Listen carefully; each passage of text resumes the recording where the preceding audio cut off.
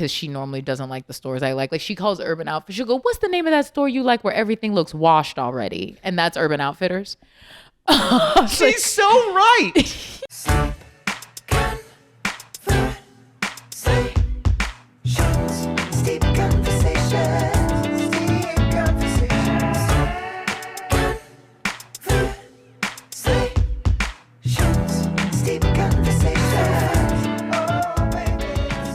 And I get up and it was, whew, oh boy. Was it like a bar show? No, it was at the club. Kind of a club. It was kind of a club. It's a basement of a Mexican restaurant. It's a place called Candy's Boom Boom Room. Josh Nelson hosts it. Lovely guy. Comedy places and the names. Oh my God, yeah. The names that they make comedians promote is just the Chuckle like, Hut. You hope for Chuckle Hut. It's Do you? like, I feel like Chuckle Hut is more standard than like you're saying. Like it could be like The Boom Boom Room. the Rooster T. Feathers is a real place, Which is actually a good that people. club. It's amazing, Yeah, but it's yeah. like, how do we pick comedy names? Why can't it just be like Todd's? You know? But, Am I allowed to do this? Oh my God, please. Is this a moment? Okay. Drink the tea.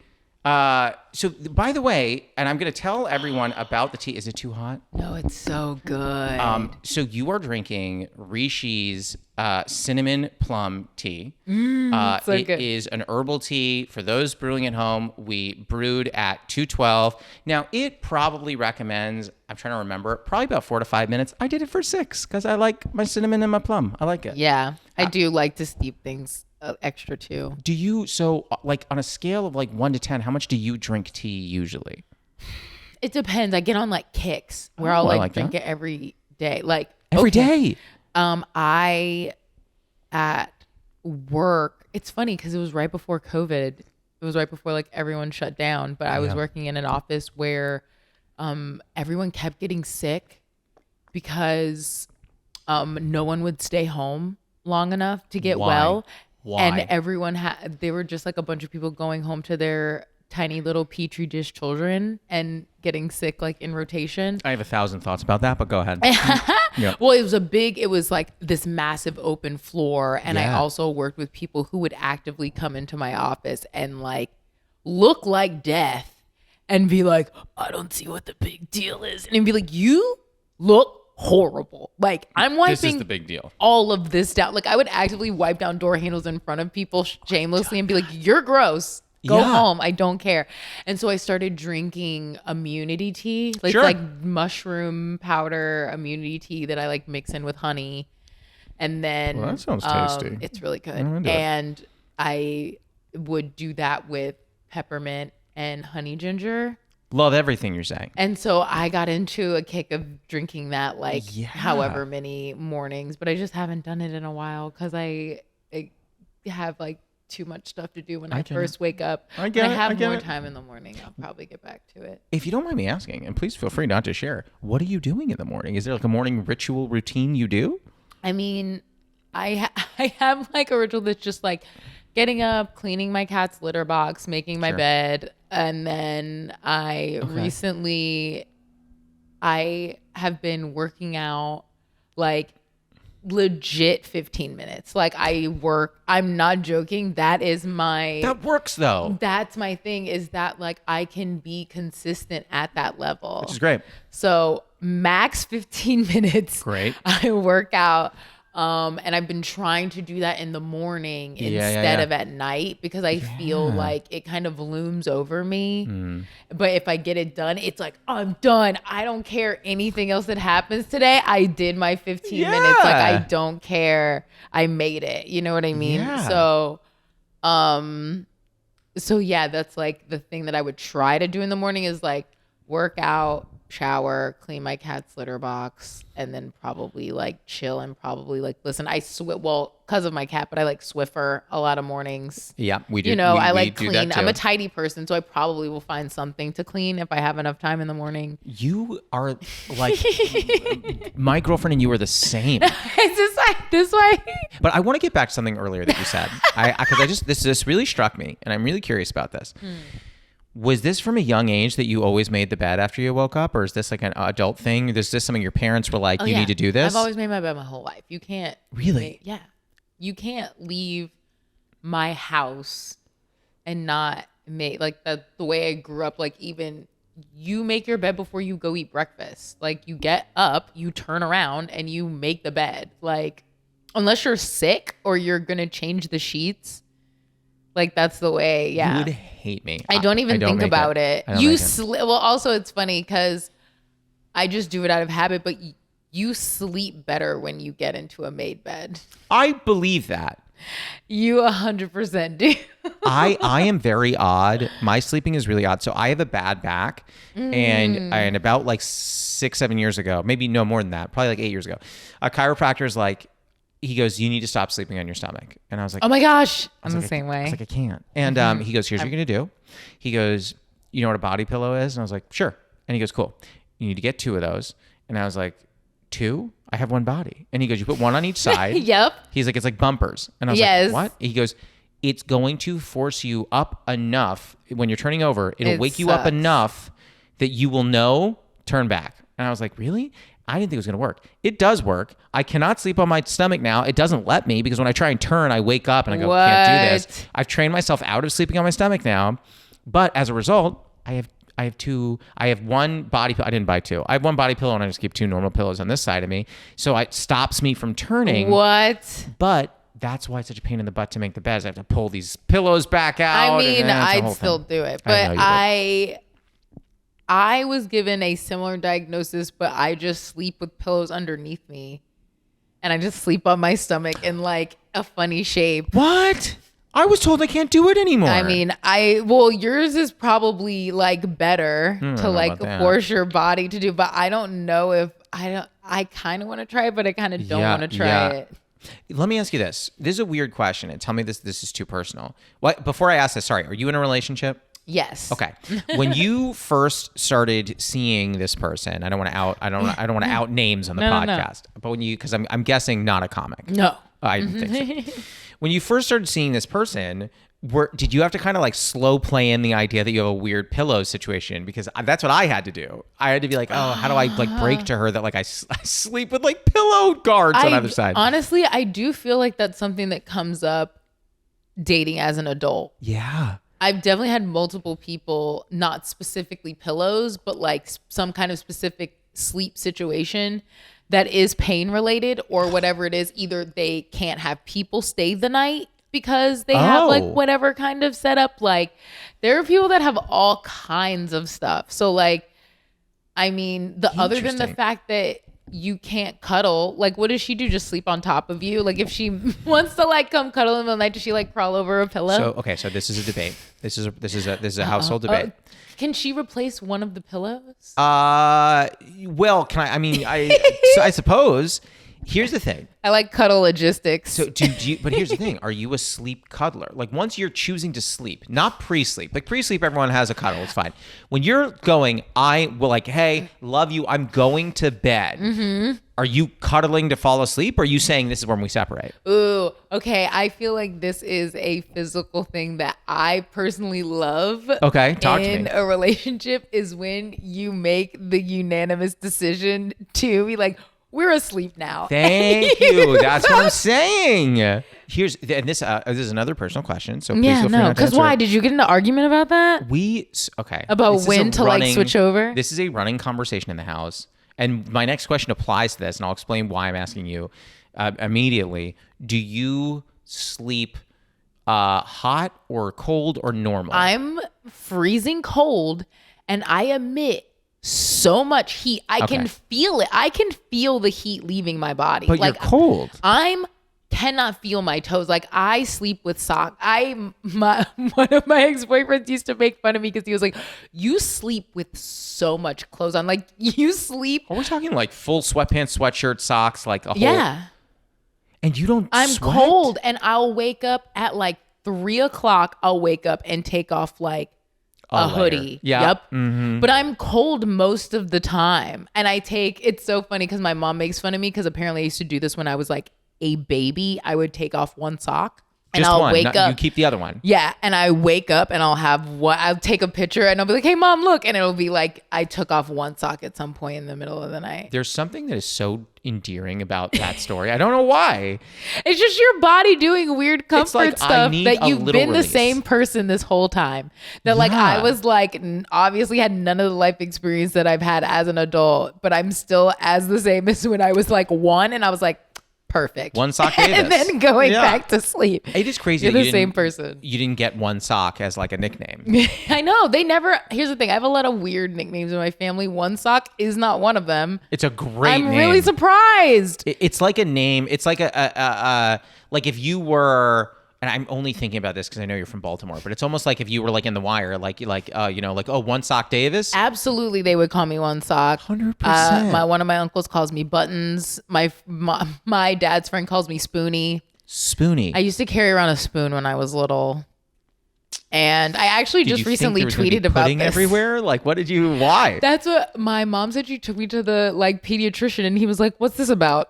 And she was like, yeah, she just keeps carrying that spoon around. And if I try to take it from her, she cries. So I'm just letting her carry this spoon around. Did you ever explain why you wanted the spoon? I didn't talk. I was little. Like I was like, I'm into this. Oh, and my mom was like, okay. Better that than other things. Yeah. And the doctor, better that than a knife. And the doctor was like, well, I guess you never know when you might run into some ice cream. Like he was like, I don't love this pediatrician. Everyone was just on board with it. That is, except for my dad. My dad hated it. And I still am convinced that he like took it from me in the middle of the night because I like lost it at some point. It was really sad one day. And I think my dad took it because he thought it was weird. I think he was judging me from social norms. He was like, kid. I know. Because my mom said, what? She likes it. And he was like, I'm not gonna have my child carrying around no spoon. Like he thought I was a weirdo. This is the same guy who does this. Absolutely. By the way, for those that are listening, you didn't just see that. I was quoting a Katrina joke about how her dad puts on chapstick. My dad puts on chapstick weird and will still defend that. Just so you know. So why did I feel like, because the first time I saw you, I was like, this is a quote from Scrubs, but I literally, I saw her go, I don't know what it is, but she's got it. But I remember seeing you and I was like, oh, like she's been at this for a minute. But so I'm guessing you did stand up before you moved to LA? I did stand up for 1 year and then I moved here. So I've been doing stand up, Florida. I started in Orange Park or Jacksonville. I grew up in Orange Park, and then when I got older and moved back after I went to college, UF, go Gators. Oh, okay, lovely. I moved back Miami? and went to what? Is that Miami? I don't know where UF is. Gainesville. Gainesville. I've heard of that. There's nothing there but the school, okay, but lovely. I love it. But yeah, when I moved back, I lived in Jacksonville and started stand up at a bar called Rain Dogs that I still love and did a show at last December. Oh, amazing. And did it for 1 year and then moved here. So when I saw you, you'd only been doing it for a year? Like 2, maybe. If it was 2016, yeah, like 2. Wow, you were good. I mean, you are good. I love that. No, you were good. You're terrible now. I write. Like in terms of a lot of things that I envy in other comics, it's a lot of like organic things that I like. And I'm sure a lot of comics can relate to this, but I crush in my head.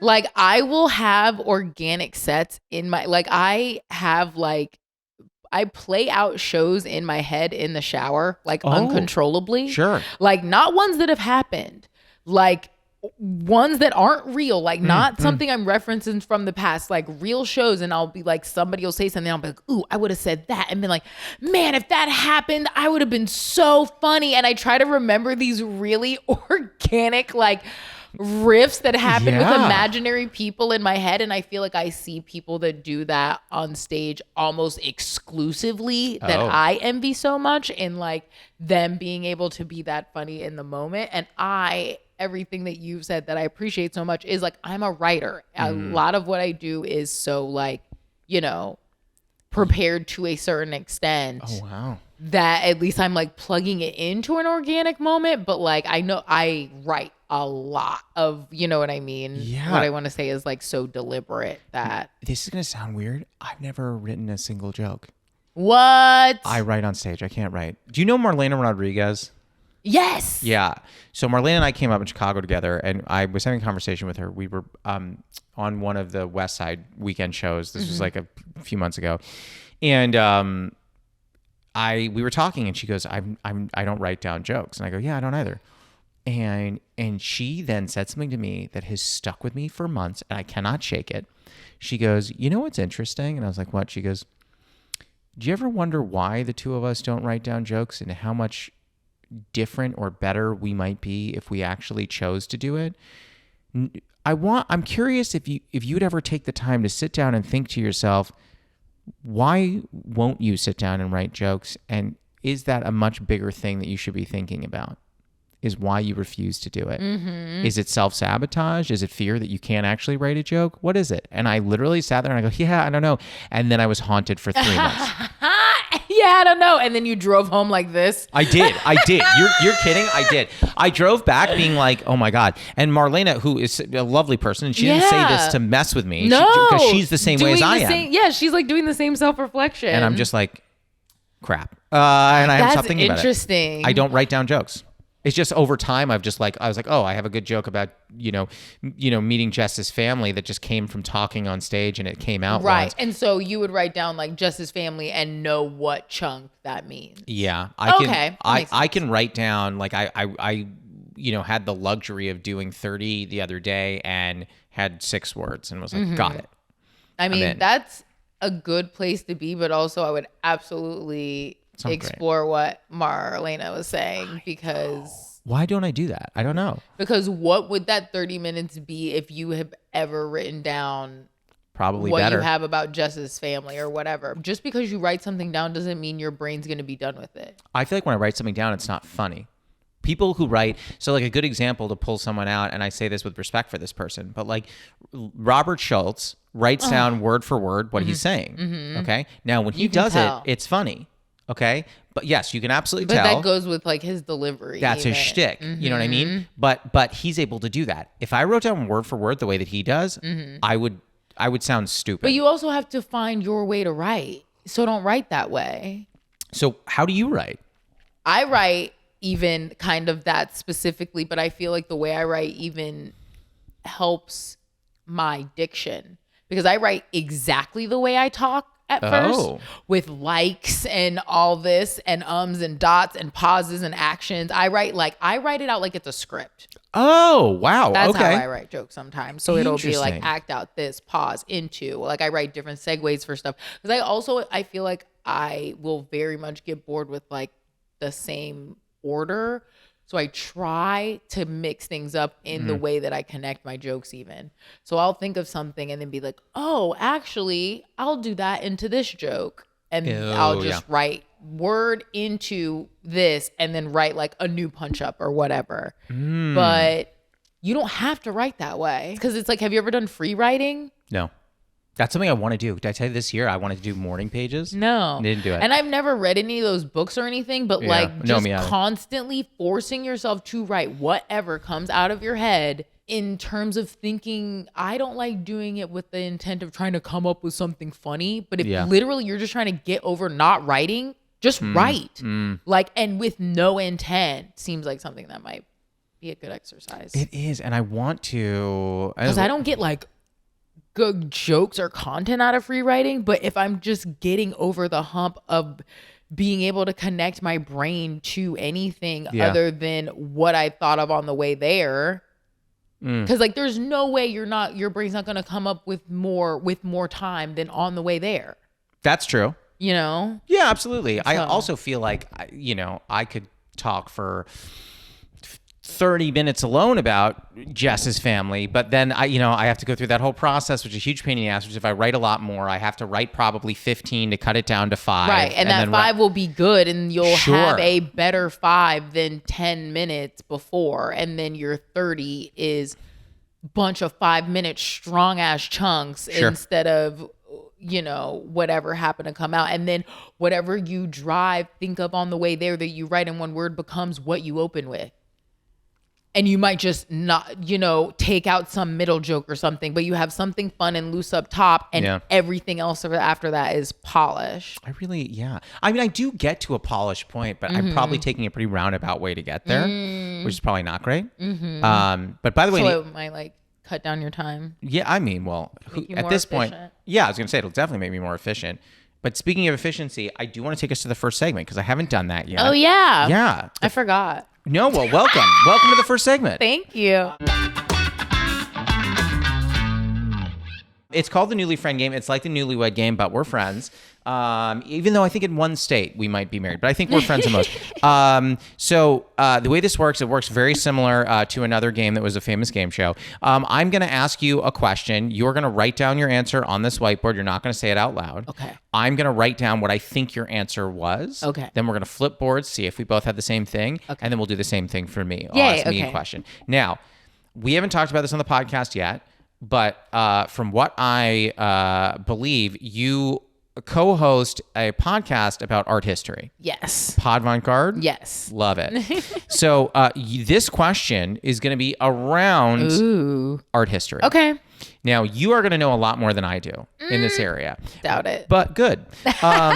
We might be My question for you is, who is your favorite artist? Oh, okay. We'll say painter, because I don't want to say artist, because artist opens up to everything. I was about to say. So we're going to say painter, and don't say it out loud. Because also painter did fuck me up.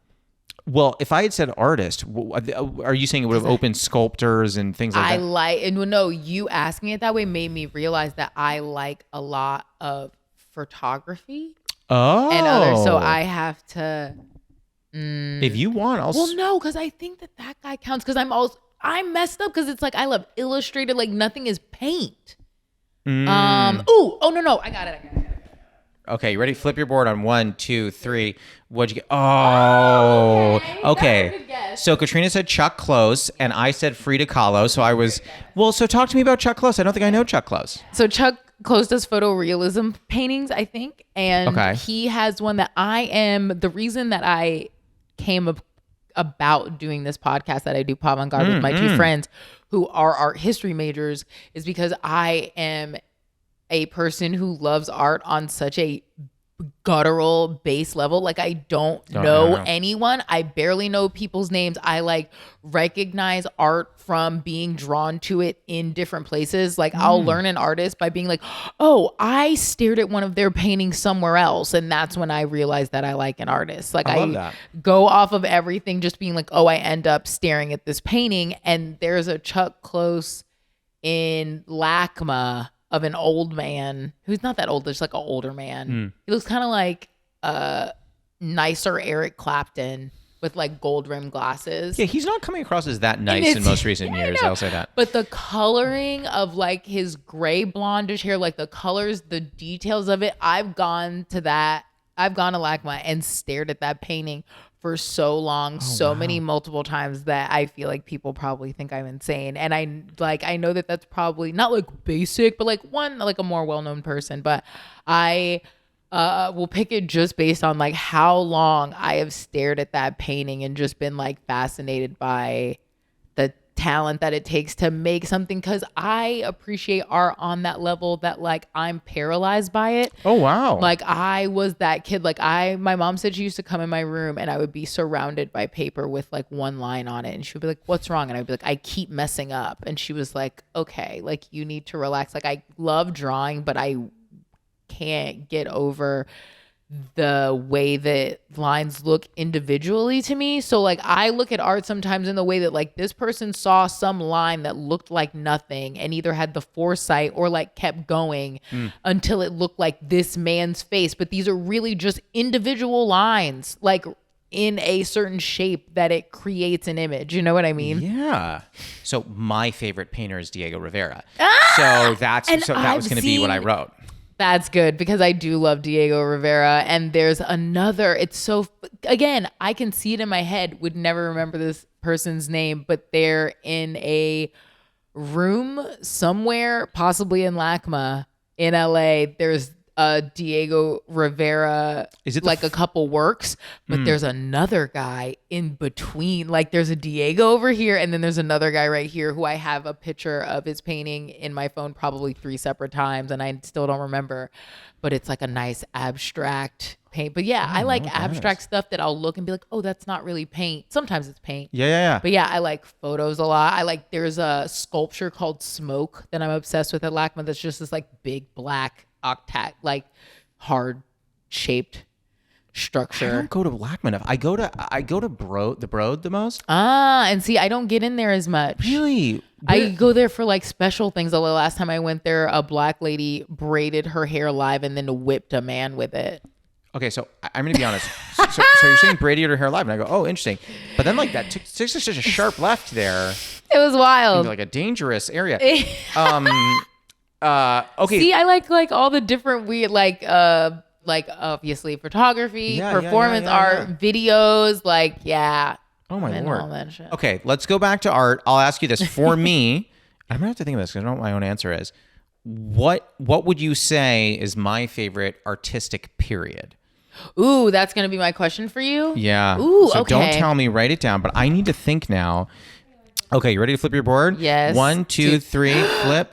Oh, okay. And I should have done so. It's so funny because as I looked, I was like, all of the art that I've seen since I've been here, I should have picked something more current. Oh no, it's fine. Did 1960s, and then you said 1800s, which I love. Yeah. I said, when is Impressionism? Maybe it was in the 1800s. I don't know. You would know. Oh no, I wouldn't. I should, but I don't. When were Impressionists? I don't know. Oh wait, because when was Rococo? So hold on. Minus the Arcade Fire song, which is also great. 1867 to 1886. Hell yeah! You're in. Technicality. You're in. I feel good about it. And just to give you Rococo, let's see. Yes, because that's a word that Jordan, my co-host, says a lot. Yes. Rococo, 1740 to 1770. Oh, okay. But you got the main one. I got one. Yay! So I love Impressionism because when I think about, and I swear we don't have to talk about art much longer, but when I think about art, I find it interesting that someone is talented enough to be able to capture a singular moment in time. I think that is like the hardest thing in the world because time is fleeting, and yet this person is so talented that they were able to put this one moment in time immortalized. And I think that is so cool and such an undervalued talent. I don't care if it's in museums. How are people not talking about this every day? Like, this person took a moment in time and immortalized it for everybody. Wow, how crazy is that? You know what I mean? No one's immortalizing us talking right now, but like, so cool. So I mean, always, technically. I mean, yes, no, yeah. What am I saying? It's being recorded on video and it's on audio wherever you get your podcasts. This is time capsuled hard. It really is. And then I said Rococo because I love the light blues and golds, and I'm really into all that. Okay, it's fun. I like even you saying pop art. I do like Liechtenstein's a lot. So I said pop art for those that are listening. I said pop art is my number 3. I love Liechtenstein. My sister one year went as a Liechtenstein painting for Halloween. Oh, that's fun. She did like the little dots on the face. Yeah. I like saturated colors, but that aren't necessarily like pop art. I like in ways like you're saying, obviously because it's pop, but like what it represents, or it'll make me laugh or whatever, like cheeky ways, but like there's a lot of older stuff that I like because the colors are like rich. Like I like the darkest version of every color. Like I like green, but I like hunter green. You know what I mean? So like if all the colors are like deep, I'm probably into it. You know, Jess made a joke the other day that when we first met, one of the red flags about me was that one of the sets of sheets I had was hunter green. And I was like, I don't understand why that's like a red flag. Why is that a red flag? And she's like, no one should have hunter green sheets. And I was like, but I liked hunter green. If anything, she should have been happy that you had multiple sets of sheets. Don't everyone have multiple sets of sheets? Most people? No? Most guys? No, we don't. Okay, nope. First off, you can go into a guy's room and be like, okay, so your sheets came with a top sheet. Of course. Where is it? Like, there will be just a fitted sheet, or like a fitted sheet, but then a quilt. Where's the top sheet? Like, what kind of process do you have where the top sheet is missing? I get irrationally angry so often at people who claim I don't know if you ever met Lizzie Beck. She's okay. I don't think so. She makes a wild claim. Wild. Honestly, I'm going to go as far as saying irresponsible claim that the top sheet is completely useless. She goes, I don't use it. To me, it might as well be curtains. And I'm like, excuse me. What does she sleep with? So she sleeps fitted sheet, duvet with a duvet cover, And she goes, what's the point of a duvet cover? I go, what do you mean, what's the point? She goes, well, you just use that. It's essentially your top sheet. And I said, no. What if you get too hot under the duvet? You still have your top sheet. Nothing. Right. And she goes, no, I just don't. And I was like, you're a vampire. So I said to her, we were at a mic, and I literally said in the mic, I go, I've heard a lot of offensive things in comedy. Okay. If you've ever been to the Improv, you'll hear everything. Okay. I used to do the show up, go up at the Comedy Store. Oh my gosh. I've heard everything. So funny. This is the most offensive thing I've ever heard. Comedy. I mean, it's wrong. You know? It's factually it's not just, correct. Right. It's just wrong. Yep. Because you're also dirty. You're gross. Like as a person. Like even if you are fresh out of the shower and into the bed, you sweat when you sleep. 100%. We create bacteria. We're not a clean existing organism. Absolutely not. I want to shower thinking about this conversation. When I think about the regularity with which most people do or do not wash their duvet cover. I wash it every time I wash my sheets. Oh, see, I don't know if people do that, Josh, because I don't do a duvet cover because I don't have a duvet anymore because they drive me nuts. Quilt or a blanket. Yes. Yeah. Because fitting it inside the thing, I can't do it anymore. So it makes me so mad. We don't have time on this podcast, but what I want to say to you is at some point we're going to do sheet conversations. Oh my God. Spin off sheet conversations. Spin it off. I'm good. No, so Jess hated putting on duvet covers. She hated it. And then I taught her how I do it. And she was like, I never thought about doing it that way. And I go, it's so easy. I mean, I'll slide it on. I just don't I can just have a quilt. Well, also for me, they're very hot. I use an all seasons one. Oh, I need a quilt is thinner and I just do multiple layers. Well, you're also listen, I sleep just in boxer briefs. So the duvet's doing the work that all my clothes are doing. Yeah, but also I sleep so hot. Like Jess calls me a furnace. I sleep very, very hot. Which is why, going back to our earlier conversation, I don't want to be cuddled when I'm sleeping. I'm like, get away from me. I get it. I will heat up to the point where Jess sometimes says that she'll turn over in her sleep, and if she gets too close to me, even through the pillows, she's like, I feel like I'm in front of a heat lamp. Yes. She's like, I don't like it. I will want to cuddle someone and know that I'm making them hot. Yeah. I'm so sorry. Which is weird because I want to cuddle you so bad. Sometimes I just put one foot on my boyfriend. I've had that done to me. I'll be like, I love you. Yeah. Just to know, just to say, hey, we're both here. Yes. We're both here. You can just have your feet touch. It's so nice. You're both here. You're here for it. You can cool off and then you just affection. touch toesies. Yeah. Oh my God. 100%. There are times where so funny. I don't want to blow up Jess's spot, but there are times where Jess's spot is officially blown. I know, I've blown her up. There should be a segment called the Jess Spot, and you just blow it because you that opened up that sexual. way. I didn't think about that. Sorry, Jess. No, listen, she's gonna hear this. She's gonna hate you forever. No, I'm just kidding. She likes you already. I don't think there's ever been a guest I bring on where she's just like, don't care for them. Yeah. Are you ready for the lightning round? Yes. As ready as I'll ever be. So, question 1, what is a favorite ritual of yours? So mine is make brewing tea. What would be a ritual of yours that you like? Because you already named some. I know. I'm a very ritualistic person. I love it. My favorite one, probably smoking and watching home renovation shows. Lovely. Like cleaning. I like organizing things. Oh, I like making lists. I'm a list person. So at the end of the day, I smoke and remake my list and look at my planner, and I have a dry erase board that I write things on. I have that's probably my favorite ritual. Similar. Reorganizing and lists. I dump my brain before I go to bed at night, so I don't have to think about it. Same. We have to talk about that offline. What is a running bit with a friend or partner that makes you laugh? Felicia Folks. Love fellow comic. Felicia. I was just on a show with Ben last week. One of my best friends. I love her so much. So funny. She's fantastic. I should have her on. She's a delight. She's amazing. One of her bits is that she will come up to you right before you get on stage as if she doesn't know that you're about to get on. She knows that I'm next. And as they're coming to the stage this next time, she'll be like, oh, hey, can you hold my phone? And try to give me something. But I always am I can't, but she knows that. And so I get stressed out because I'm like, wait, what do you, and I'm like, fuck you. And that's probably one of my favorite bits because it puts my brain in such a place, but then it also makes me laugh right before I get on stage because she like messed with me. I'm trying to remember who did it to me. It might have been Justin Clark, actually, now that I think about it.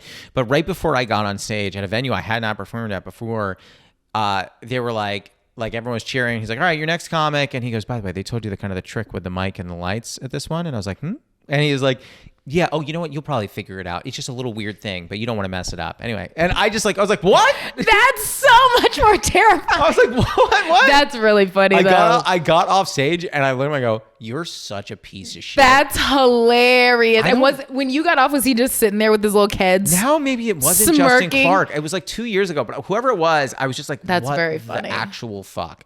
Caleb does shit like that all the time. The counter of that is Felicia, if she knows, if like either of us know the one other is really nervous about a show or has a big show, we'll just text each other, hey, you're really funny. Oh, I love that. And it's really nice. Like if you're in a green room and she knows I'm like not talking because I'm about to throw up, she'll just be like, oh, hey, you're really funny. Oh, I love Or she'll that. like text me. It's nice. She doesn't text me. Number 3, can you do an impression of one or both of your parents? Oh my God. Yes. Hit me. I would. And if they're bad, it's even better. It's funny. My mom, I feel like I can't really do because we are more, it's funny. I am just like my dad physically. I look like my dad. Sure. My impression of my dad, I will say my dad once when I was in high school, I was going somewhere and I was like dressed up and he went, you look really pretty. And I went, thanks, Dad. And then I went, you're just saying that because I look like you. And he went, huh. And just laughed because I was right. I love your father. Everyone does. Yeah. And then my mom, I feel like I can't really do her voice because I probably have a version of her voice. Oh. Like I feel like people laugh at me not the hardest, like in real life, people laugh at me the hardest when I'm doing observations like my mom. Yeah. So like, oh, okay, I'll do my mom. Like if I go to my mom in a store that I like, because she normally doesn't like the stores I like she calls Urban Outfitters. She'll go, what's the name of that store you like where everything looks washed already? And that's Urban Outfitters. She's so right. Oh my God. So like I'll go to her in a store and I'll go, Mom, this shirt's only like $20, like it's on sale. And she'll go, that's all it's worth. And she just goes back, like you can't. She's a superhero. So the older I get, I will say things like that in real life where I'll be like, well, why did they do that? And someone laughs and I was like, I was literally just asking a question, but I'm accidentally turning into my mom. Yeah. And just doing hard ass observations in a falsetto. I love your mother. Okay. 4th question. We have one to go after this. Have you ever experienced imposter syndrome? And if so, is there a moment that sticks with you? Ooh, because what is imposter syndrome when you don't think you deserve the thing? When you doubt your abilities, you feel like a fraud because you're getting an opportunity all the time, something dude. you don't think you deserve. All the time. Yeah. Well, I feel like a version of that because I feel like everything's relative. Okay. So like people people think, oh, you're pretty. I'm like, to you. Oh. Like, which is great. Yeah. You're telling me that on this basis that you like the way my face looked, but like at any point, like Rihanna is like undisputed a beautiful woman to so many people. There's still someone that would rather kiss a dead dog than shake her hand. Like just science wise, there's someone who like unfettered would be like, oh, I just don't think that that's a face I like. So like I take things that way. And with comedy too? Yeah. So I'm like, oh, that crowd liked me. Like I did well that night.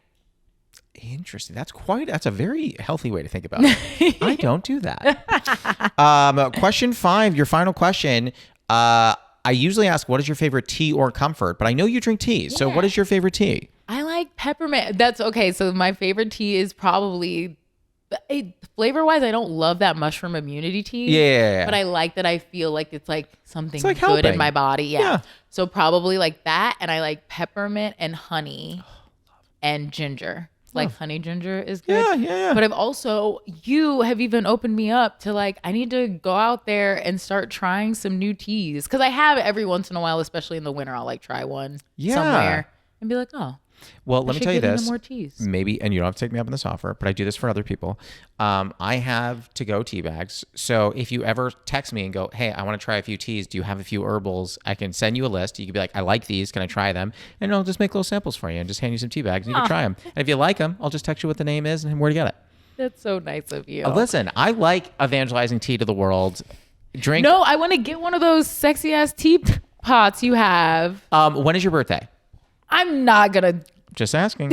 I'm not gonna buy you one. I just don't know what your birthday is. No, but I do. As we don't necessarily like give like huge thank you gifts to guests, but on your birthday, I'd buy you that. Katrina, thank you so much for coming on. Thank you. So this was so much fun. Yeah, we'll have you again. That was Katrina Davis. You can find her on Instagram, Twitter, YouTube, and TikTok at Katrina Savad. You can find her comedy special, Figuring It Out, on Amazon Prime. We'll be back next week, so until then, happy steeping. I love murder documentaries. Sure. But I also, with the rise in popularity of murder, have gotten to a same place with crime in general. Because not even just murder. I love fraud. I love all the crime. Like, I'll learn about all of the different, like, give me all the stuff. I realized the other day that I've listened to way too much crime stuff because I was listening to a podcast and they mentioned Rico and I went, oh shit, he fucked up, because it is so hard to prove Rico. So it's like, I know that I've watched way too many. I should have asked all about murder. I've watched way too many, because that Rico is like a fraud one, but it's like the one they get mobsters on sometimes. But it's super like hard Capone to prove. Got it on, yes. what, tax evasion? And so I was listening to an American Greed and I was like, oh, this guy was an idiot. They got him on Rico. He was super messing up. And I was like, I can't believe that that's like a mentality that I have now.